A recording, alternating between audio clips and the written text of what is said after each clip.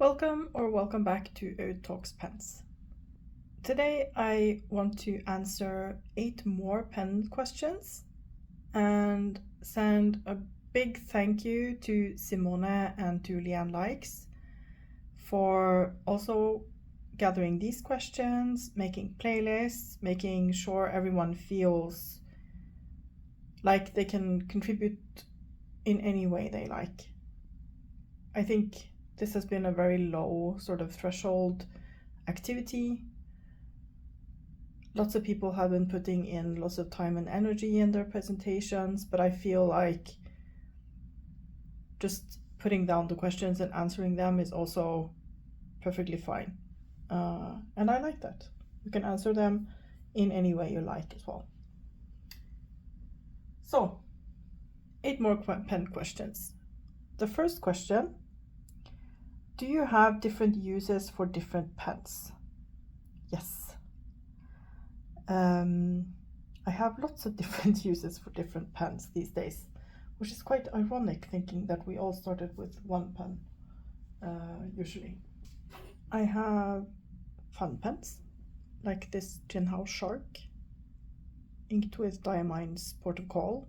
This is what I used for writing down the questions. It's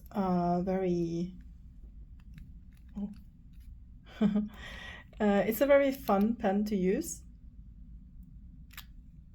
Inexpensive,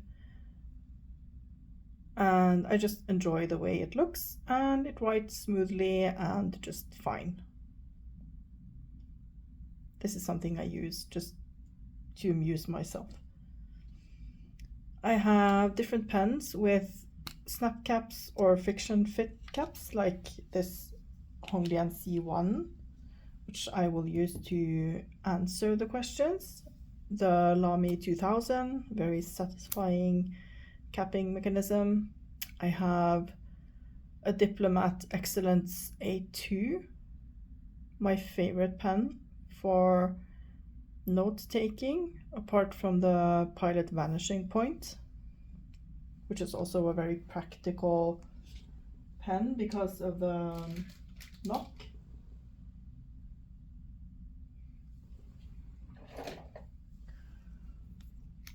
Very easy to use, don't have to fiddle with unscrewing a cap, it's just ready to go. Those are for meetings, notes, quick writing. I also do a lot of session notes. For session notes, I might use pens like this that have a snap cap or friction fit cap, which are easy to pull out and to put aside when listening to people talk, discussing. And I might also use larger screw cap pens, which are more comfortable to hold. Like, for example, the Cancer model, which I have shown several times as just an example because I had it here, which has a very comfortable grip section. It's a wet writer, very smooth. And I have many pens like the Pelikan M805, my Scribble Feel, and many others, which are just really fantastic writers that I prefer for other things. And I can't say that I could sort all of my pens into one category. The same pen can be a list-making pen for longer writing sessions, for quick notes. Just depends on the qualities of the pen. But yes, the short answer is I do have different uses for different pens.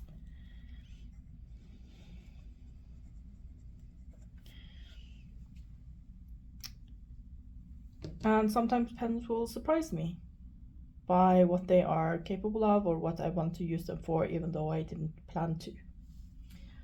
I promised myself I wouldn't travel with my more expensive pens before, but now I sometimes do, not the most expensive ones, but others, because I really enjoy using them, and I just try to take good care of them. Question 2. How do you choose the inks and pens you will use next? I just take the ones I want and use them. I have no plan. I don't have a program that tells me which pens haven't been used for the longest time. What might influence it is of course if I have a new pen or a new ink, then that will usually be inked almost immediately because I want to try it. And then I will plan, for example, now I am going on holiday soon, so I always have a Platinum Preppy inked with Platinum Carbon Black in my backpack, and I will make sure that it has enough ink in it so that I can write postcards, sign things at the hotel, yeah, whatever I need when I'm on holiday. I bring one fun pen with a pen that with an ink with an interesting color, and then usually one pen that is good for notes if I decide to write a journal entry or a longer letter or something like that. And when planning what pens I bring for work, I will just follow my gut feeling. What do I think I want to write with that week or that day even? Choose a few pens to have inked. And I try to have a variety of nib widths because different nib widths work for different tasks. So I will have, I think that's about it.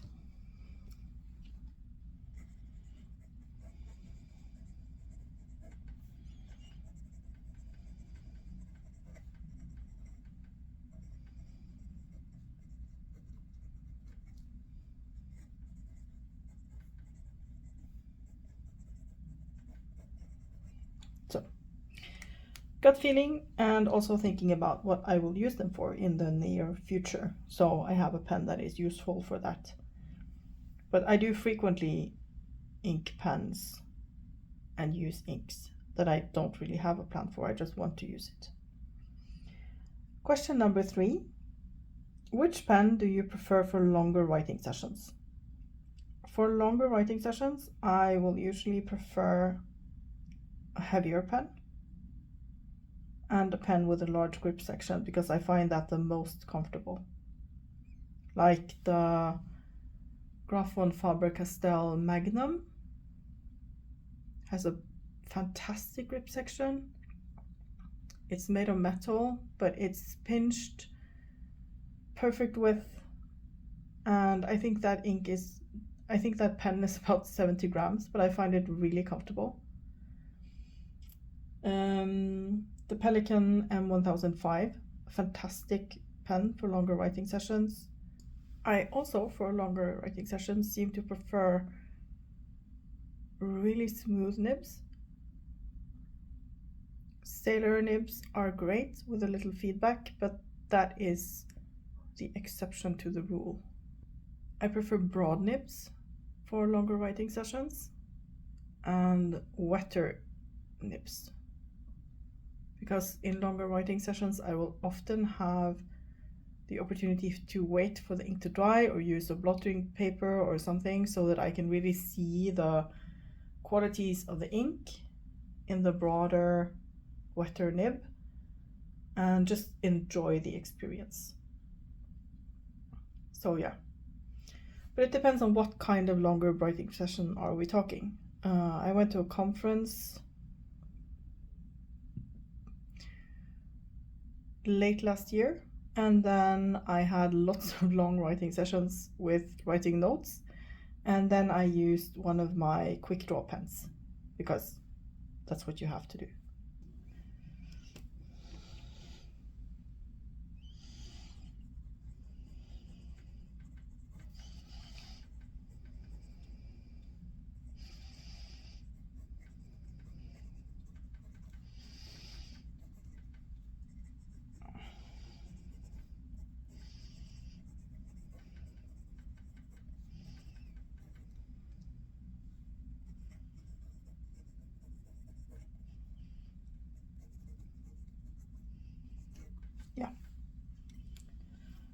Ideally something with a comfortable grip section, which for me means wider, a broad wet nib, and a heavier pen.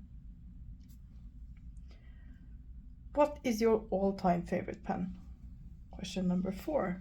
This, I think, is a difficult question, and I would probably answer it differently every day. Sometimes it will be the most recent purchase. The newness can sometimes cloud our judgment, I think. But the stayers, the pens I've had for a while, who just keep coming back into rotation. Some honorable mentions today would be my Scribble Feel, which I have already mentioned. Beautiful shape. I love the faceted surface, wonderful grip, beautiful nib. My Graphon Faber-Castell Magnum with an oblique broad nib. That is an amazing pen. So well made and just, yeah, lovely in every way to look at, to use, everything.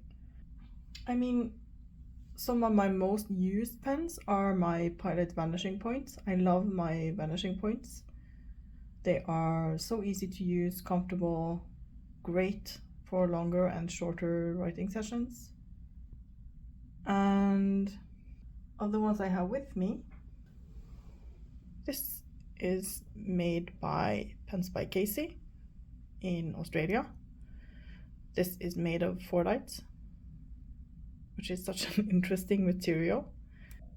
I more or less grew up in an auto shop where my father used to paint cars. So the fact that Fordite pens are made of car paint or boat paint and stuff like that, really, I think it's really amusing. It reminds me of my childhood in a very positive way. This is made of paint from garbage vans, I think. The colors are lovely. Deep red, gray, sort of, yeah, just beautiful. And his attention to detail is bar none. This beautiful white thin line with a little bit of a different material, the ebonite grip. I mean, Casey is such a wonderful pen maker. I have 3 of his pens now, and this is my favorite, though the other 2 are also very well loved. And I use this all the time, usually with red ink. So this is an honorable mention. This is my Pelikan M1005 in Stresemann. This has a beautiful 18 karat broad nib. A beautiful, beautiful writer, really wet, and it is a piston filler, very practical, large ink capacity, perfect for longer writing sessions. Yeah, I cannot praise this enough. And it also looks just so classy. This is one of my pens that I wasn't expecting people to comment on, but sometimes people comment, what a beautiful pen, when I use this, which I think is fun. But if I had to choose one pen today, this would be my choice. This is an St. DuPont Vitruvian Man. You can see the Da Vinci, the classical Da Vinci motif of the Vitruvian Man on the cap. I just think that is gorgeous. There is a black ruchy lacquered body. It says St. DuPont here, and it has a spring clip. It is a snap cap, which I wasn't expecting of a pen in this sort of price range, but it has a really satisfying capping mechanism. I just love it. It has a 14 karat medium nib. I would love for it to be a broad. It isn't a broad, it's a medium, but I do love this medium nib as well. A wet writer. I forgot to mention this, but this one I really love for longer writing sessions. I just think it's gorgeous to look at. It's endlessly fascinating. I think all of the parts go so well together. The script section looked weird to me when I first saw it, but it's very comfortable. And yeah, cartridge converter, standard international cartridges. Yeah, this is my favorite pen of all time. But ask me again tomorrow. This will probably still be high on the list, but it might be another one that is the absolute favorite. But I mean, that's the way it is. We like our pens.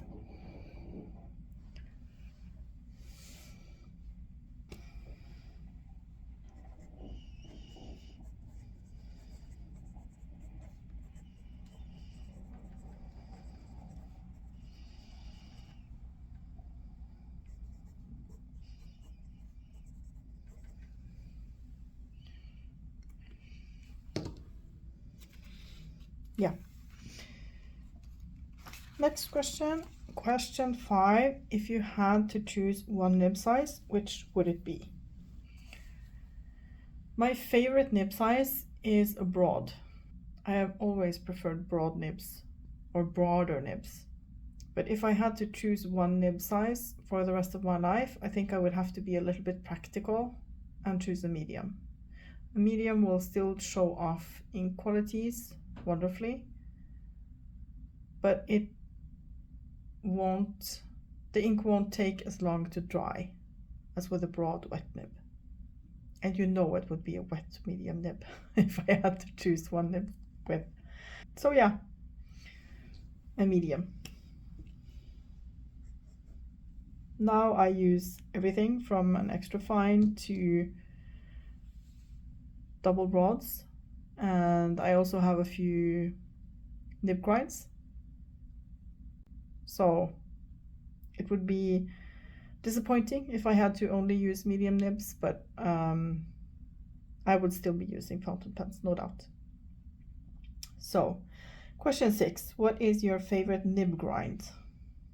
If it had a reverse grind, my favorite nib grind would be the Dentist that I got from Galen Leather. A Dentist is a soft architect, so it writes thin lines on the downstroke and broad lines on the horizontal stroke, but it doesn't have a reverse grind, so it only writes like a dentist, and I can't turn it upside down to, for example, write extra fine, which sometimes is impractical. So my favorite nib grind is the Speerpoint from Kirk Speer. That writes broad when you flip it over, and it writes extra fine in the sort of correct position. At first, I didn't like it. I thought the extra fine was a little bit scratchy, but I have gotten used to it, and now I really appreciate that it writes wet enough. You can feel it on the paper. It's beautiful for longer writing sessions. I really enjoy having the possibility of 2 different nibs on one pen. I will write the exact measurements of the nib or add a link in the description of this video, because it isn't just a simple broad either. I think it has a little bit of line variation on the broad side. So I really appreciate that nib.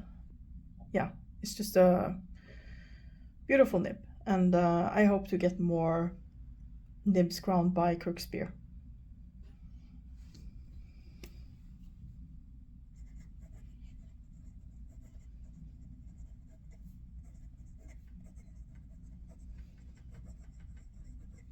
You can buy his nibs at Penrel, which I think is his store. So, question 7. If you could use only one ink for the rest of your life, which would it be?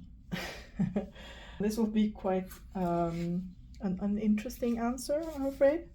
I considered Diamine's Scribble Purple or Diamine's Oxford Blue, or another darker purple, or For example, a dark teal, or a dark gray. I mean, Ink Institute's Cat at Midnight is a beautiful dark gray that can pass for black in a lot of different nibs. But I do think that if I were to use only one ink for the rest of my life, I would probably choose Pilot Iroshizuku Takesumi, a black ink with a reddish sheen. It flows beautifully. It works in every pen that I have put it in, and I do prefer black to blue if I had to choose one color. So yeah, and if I had to write something that had to be waterproof, then I would have to use a ballpoint or something else, which would be sad, but yeah, it's a thought experiment.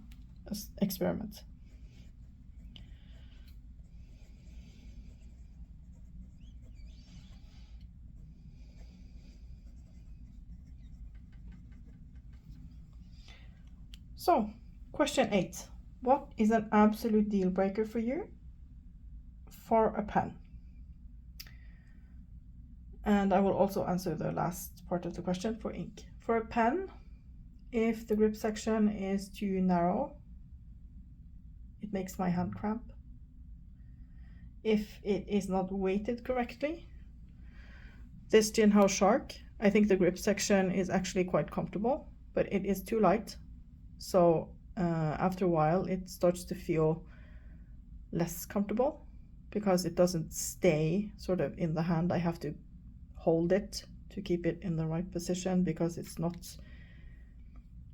light and not particularly well weighted. But I mean, it's a $2 pen and it's fun. I don't use it for longer writing sessions usually. For a pen, a scratchy nib is a big no.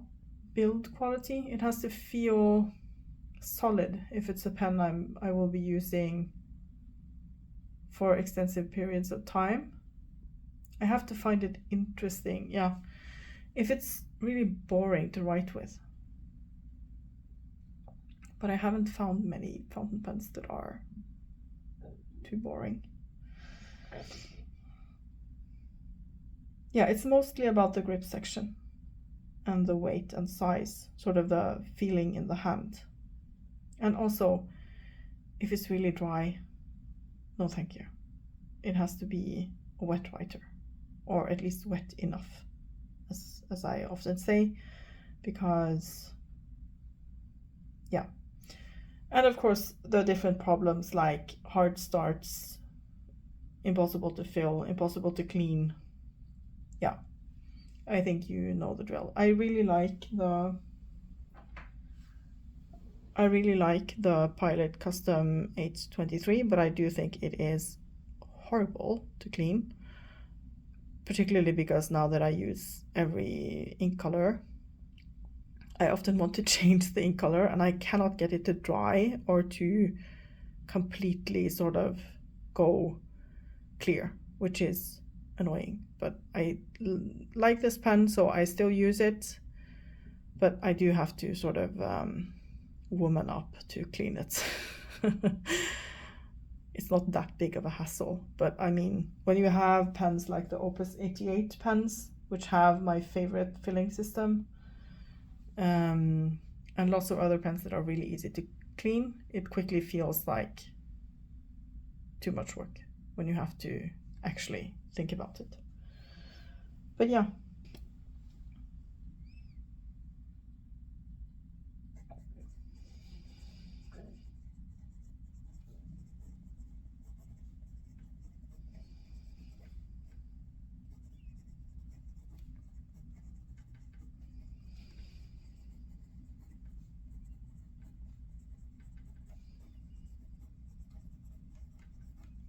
And so on.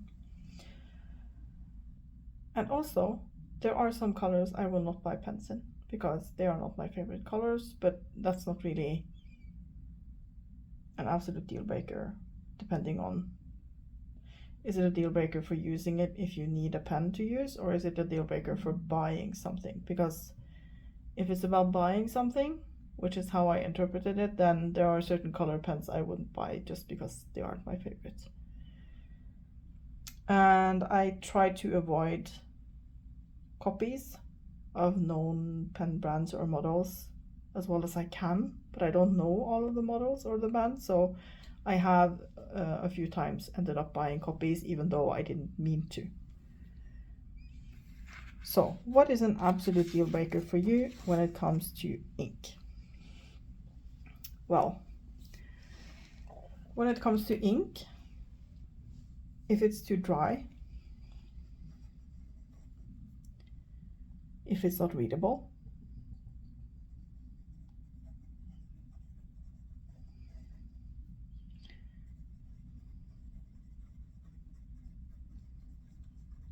if it has muddy colors.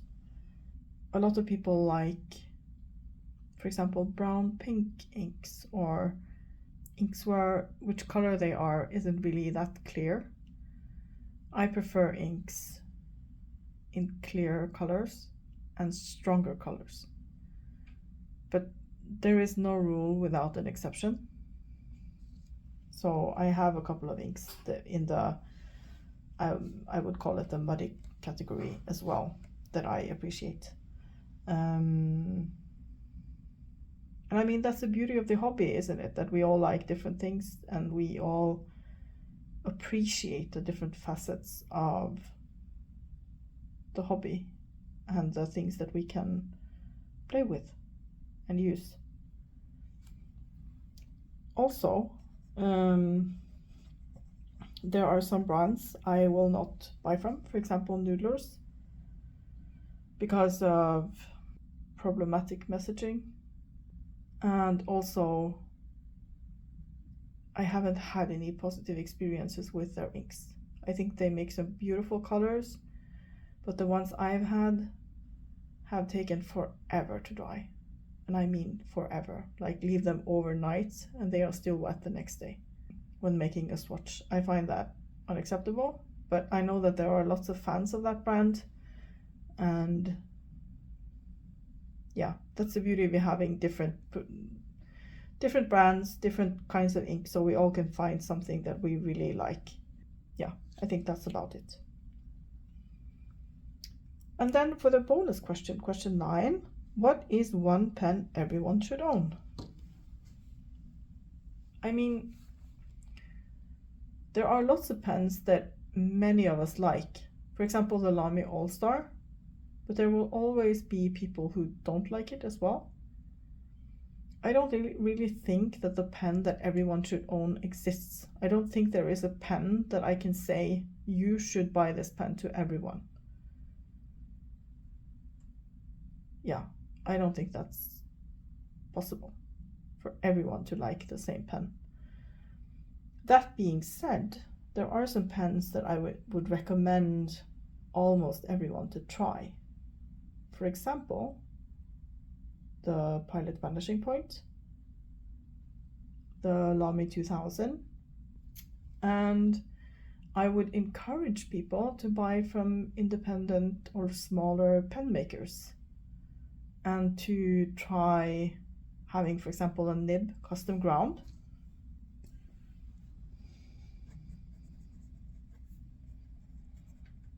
If that's something that's possible for you.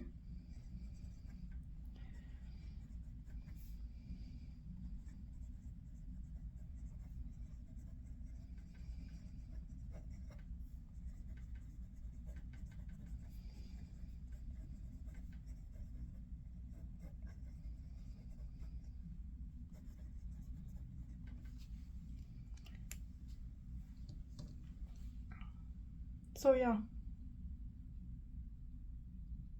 And I think that everyone has a different budget, everyone has different preferences, different needs. So whatever works for you, you should be really happy with. I am lucky in the respect that I like lots of different pens, but I also have my strong preferences, and I know that, for example, my favorite pen or some of my favorite pens will be completely wrong for someone else. The simple answer is the one I started with. There isn't one. The pen I think that everyone should own. Yeah. But that's one of the reasons I really enjoy watching people answer these pen questions, both these and the first 8, and watching pen reviews, because I often become interested in pens that I wouldn't otherwise have considered when hearing people talk about their different qualities, what they like about them, what they don't like. Sometimes it's a negative review. Someone will say that this pen is enormous, it's too big, I don't like it, it's too heavy, and I will think, well, maybe it's for me then. Maybe I should try this pen, because those are qualities that I like. So there's always something to learn. I really enjoyed answering these questions. Once again, thank you to Lian Likes and Simone for gathering these questions and making playlists and encouraging everyone to participate. I have, of course, watched their videos and I really enjoyed hearing their thoughts. Thank you for watching. I really appreciate every like and every subscription, every comment, because they help my videos to be shown to more people. And that's really encouraging. And I hope that those of you who want to will answer these questions so I can see your answers. I'm looking forward to that. But for now, thank you and bye.